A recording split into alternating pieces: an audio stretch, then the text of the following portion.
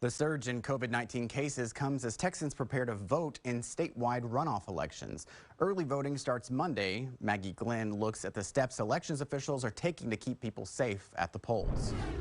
Josh, these extra preparations here in Travis County alone have cost almost $1 million. That's according to the county clerk, who says that most of that will be reimbursed under the CARES Act. She also tells me that most of this equipment will also be used in the November presidential election. Every polling place gets a big bag like this marked especially for PPE supplies, and this is what it looks like. Elections officials across the state are trying to make sure voters and staff feel safe when heading to the polls next week. Specifics vary by county, but all have a similar goal: minimizing contact. They're called finger cots. So what you do is you sign your name, and then when you're finished with it, you just take it off and throw it away. In Travis County, you'll also see popsicle sticks at the booth. So what you're going to do is use the popsicle stick to touch the screen so that your hands never have to touch any of the equipment. In Lubbock County, they're using pencils. You'll be given a pencil and you'll use the eraser end to use as a stylus. Cameron County is also changing its check-in process. We've reestablished how we check people in so that there's a no-contact check-in process for everybody. And in Potter County, drive-through voting will be available at each polling station this year. Curbside voting has been used for a while, but it's not used in mass. Officials say they hope these preparations ease any fears of voters hesitant to cast a ballot. And you can insert this upside down, right side up, whichever way you want, into the ballot box. Yes, we'll have I voted stickers. You can collect your sticker and be on your way. Maggie Glenn for State of Texas. Thanks, Maggie. The virus will affect the process for this election and potentially in November as well. Our Wes Rappaport spoke with Keith Ingram, the state's director of elections, to take a deeper dive into how the state is approaching the runoff and future elections. Having an election in the middle of a pandemic is something that none of us planned on back in January, but it was important for the governor to give election officials time, so the postponement to July 14th allowed election officials to become more prepared for voting in person to be held safely across the state. What is the messaging that the state has for local election workers, for the county election administrators, as both the state and the county folks try and sort this out? We worked with the Department of State Health Services to come up with recommended health protocols for both election workers as well as voters, and those are on our website. We've also issued a detailed advisory to election officials about things to think about as they're preparing polling places for voters in this election.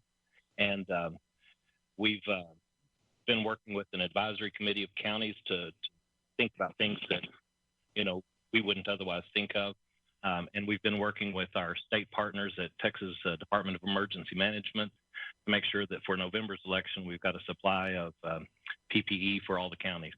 What can you say to people who are fearful of going out there to cast their ballot, whether that's during early voting or during the election day?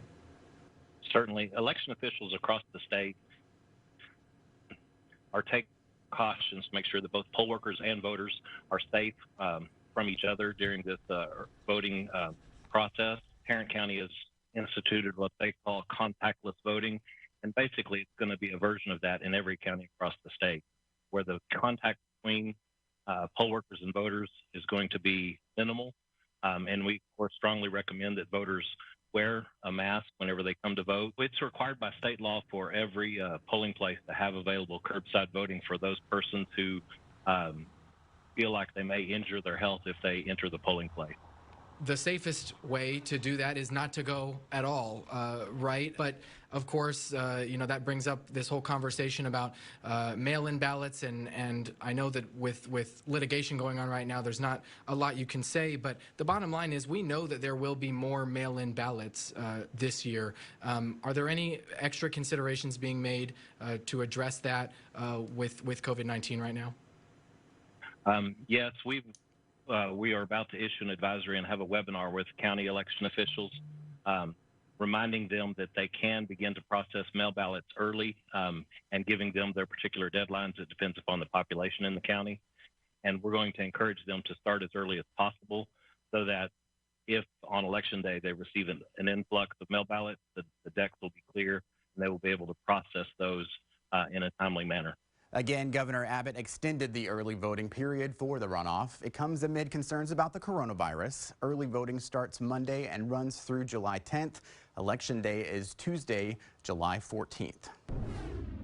Why some people are being charged hundreds, even thousands of dollars for a COVID-19 test that's supposed to be free. Our investigation looks at what you need to know and where to go. The problem of COVID-19 in Texas nursing homes comes to Capitol Hill. A hearing highlights changes lawmakers want to see now. Texans facing travel restrictions, how the coronavirus could affect your summer vacation plans.